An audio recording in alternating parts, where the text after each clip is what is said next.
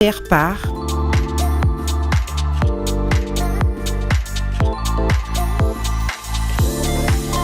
Biocar. Biocar, votre confort, notre priorité.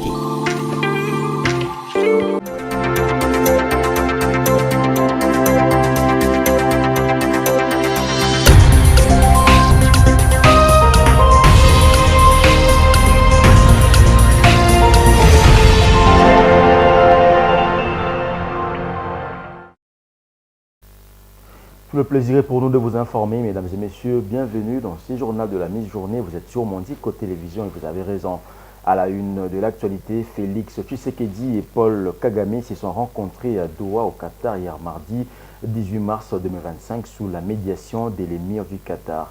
Le Qatar réaffirme une fois de plus que le dialogue est le meilleur moyen de résoudre les différends entre pays, renforcer la paix et la stabilité. Après ces face-à-face entre ces deux hommes d'État, le dialogue direct et discussions constructives devraient se poursuivre pour assurer la paix durable en République démocratique du Congo et dans la région. Suivez.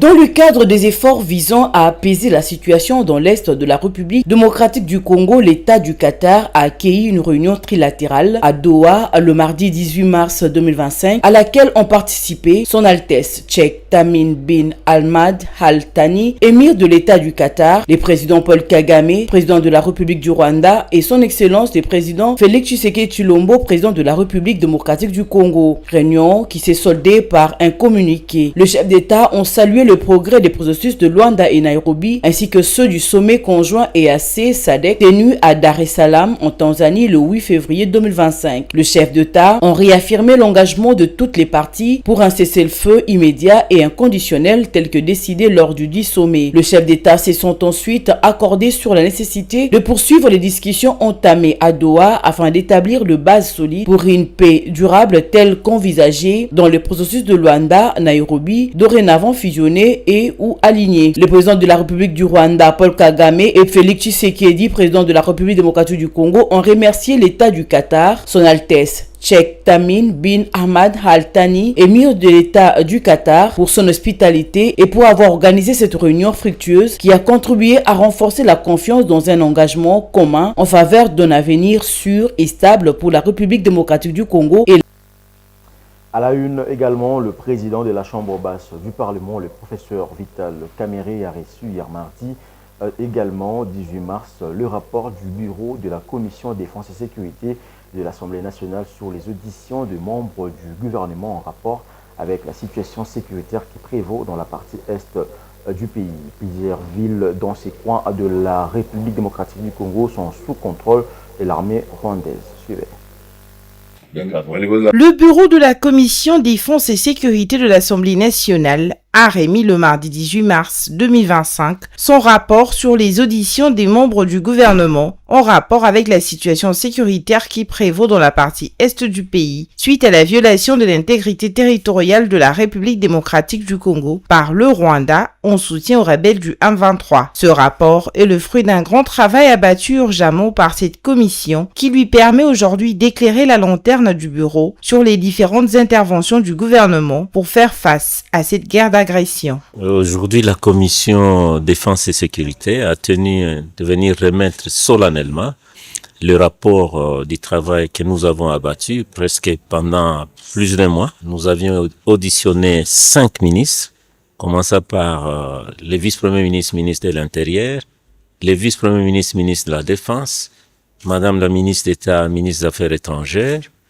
et le ministre d'État, ministre du Budget, ainsi que le ministre des Finances. Nous avions fait ce travail en rapport avec la situation de l'insécurité, de la guerre qui nous a été imposée à l'est du pays.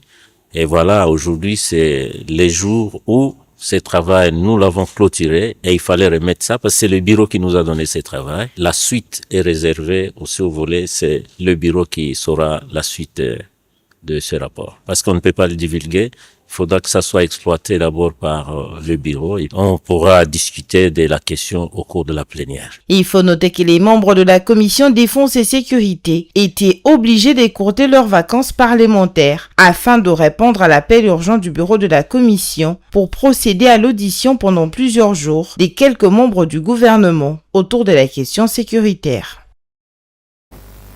Juste après la réception de la commission défense et sécurité, le professeur Vital Kamerhe a échangé le même mardi avec les députés nouvellement élus de Yakoma et Massimandimba venus lui rendre une visite de courtoisie et solliciter une diligence pour que la plénière valide leur mandat dans un bref délai.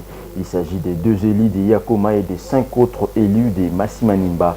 Ils ont sollicité l'implication du speaker de la Chambre basse du Parlement pour plaider auprès de tous les acteurs impliqués dans l'organisation des élections des institutions provinciales afin de doter définitivement la province du Kwilu et du Nord Ubangi et de gouverneurs et vice-gouverneurs ainsi que des animateurs des assemblées provinciales. Retour en image.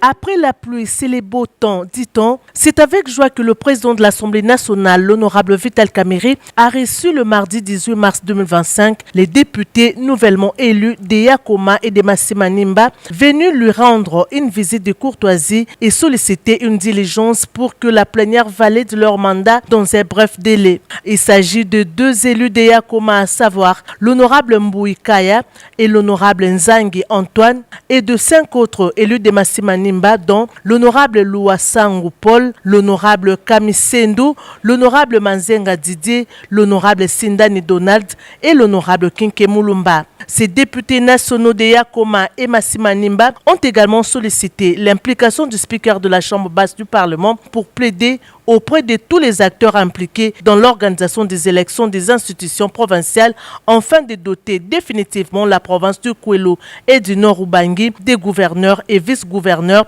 ainsi que des animateurs des assemblées provinciales. On est venu voir l'honorable président, c'est la première fois qu'on le voyait sous ce format, après les élections qui ont été annulées et réorganisées. On est venu lui présenter d'abord nos remerciements parce qu'il avait concouru dans la réorganisation de ces élections. Et on a échangé également sur le calendrier qui va avoir lieu, qui a été adopté et qui va être appliqué. Nous sommes 2 provinces qui n'ont pas aujourd'hui d'institution définitive. Il y a un gouverneur intérimaire, il y a un président du bureau de l'Assemblée intérimaire, l'Assemblée provinciale. Donc il a été question aussi qu'au niveau de la CENI, les élections puissent avoir lieu. Et nous avons sollicité, si vous voulez, l'accompagnement du président de l'Assemblée nationale. Le président de l'Assemblée nationale, le professeur Vital Kamerhe, s'est montré très réceptif face aux sollicitations de ces derniers élus à intégrer l'hémicycle. Il leur a promis d'inscrire le traitement de leur dossier sur la liste des urgences de la commission PAG afin de permettre la validation de leur mandat lors de la prochaine plénière. Il faut rappeler que les élections de décembre 2023 ont été annulées dans les circonscriptions de Massimandimba et de Yakoma pour soupçon de fraude électorale, ce qui a obligé la CENI d'organiser de nouvelles élections dont sont issus les députés reçus ces jours par le speaker de la Chambre basse du Parlement, le professeur Vital Kamerhe. À la base militaire de Kamina, Miguel Katem Kachal, le DG de l'ARSP, appelle la jeunesse à s'approprier le message du chef de l'État Félix Tshisekedi apporté aux jeunes recrues de forces armées de la République démocratique du Congo FARDC par le président du Sénat, Samalou Kende. Après avoir sensibilisé la population à Kamina, chef-lieu de la province du Holomami, sur l'agression rwandaise, le président du Sénat a lors de son récent séjour visité la base militaire de Kamina où il a encouragé le jeune recrue de FARDC à défendre la patrie congolaise et l'intégrité territoriale. Regardez. Militaire de Kamina, dans la province du Olomami, a été le théâtre d'une rencontre marquante entre le jeune recrue des forces armées de la République démocratique du Congo et les autorités civiles et militaires. Le président du Sénat, Samalou Kondé, qui a récemment effectué une tournée dans la province, a rappelé aux jeunes soldats leur rôle crucial dans la défense de la patrie et de l'intégralité territoriale de la République démocratique du Congo face à l'agression rwandaise. Miguel Kachal Katembe, directeur général de l'Agence de régulation des services publics, l'ARSP, était également présent lors de cette rencontre. Il a salué l'engagement patriotique de jeunes recrues, les appelant à s'approprier pleinement le message délivré par le commandant suprême, le président Félix Tshisekedi, à travers le propos de Samalou Kondé. Après avoir sensibilisé la population locale sur la gravité de l'agression rwandaise, le président du Sénat a visité la base militaire de Kamina, où il a encouragé les jeunes recrues à se préparer à défendre leur pays avec honneur et courage. Dans son intervention, Miguel Kachal a rappelé l'importance de ces messages dans les contextes actuels de la République démocratique du Congo, soulignant que ces jeunes sont le futur défenseur de la souveraineté nationale et du peuple congolais. Cette rencontre s'inscrit dans un processus plus large de sensibilisation et de mobilisation de la jeunesse congolaise autour des enjeux sécuritaires, surtout en cette période de crise dans l'est du pays. Le message est clair, chaque Congolais, particulièrement le jeune recrue de forces armées congolaises, doit se sentir responsable de la défense de son pays. L'actualité, c'est aussi en dehors de nos frontières, tentative d'assassinat du président somalien Hassan Sheikh Mohamoud le mardi 18 mars 2025 alors qu'il s'y rendait à l'aéroport de Mogadiscio pour superviser des opérations militaires. L'explosion a frappé le carrefour d'El Gaba près du palais présidentiel et de la Villa Somalia. Le militant d'Al-Shabaab revendique la responsabilité de la tentative de cet assassinat. Suivez. Une bombe placée au bord de la route a explosé le mardi 18 mars 2025 près du palais présidentiel somalien. La cible de cette bombe était l'entourage du président Hassan Sheikh Mohamoud alors qu'il s'y rendait à l'aéroport de Mogadiscio. L'explosion a fait au moins 10 morts et une vingtaine de blessés, dont des membres des forces de sécurité, selon des témoins sur place. Dans un communiqué, le ministère de l'Information a qualifié l'attentat perpétré dans la capitale d'acte lâche et désespéré du groupe militant Al-Shabaab qu'il a revendiqué par le biais d'un site internet allié. Le gouvernement a ajouté que le groupe militant visait le convoi du président Hassan Sheikh Mohamoud après qu'il ait été chassé du palais présidentiel pour se rendre à l'aéroport principal de Mogadiscio. Le président s'est rendu à Middle Shabelle, dans le sud de la Somalie, pour superviser les opérations militaires contre Al-Shabaab. Le président, quant à lui, est indemne. C'était là l'essentiel de l'actualité, mesdames et messieurs. Merci de l'avoir suivi. Bonne suite des programmes sur Mondico Télévision. Prenez rendez-vous avec nous à 19h pour la grande édition du journal. Au revoir. Ce journal vous a été offert par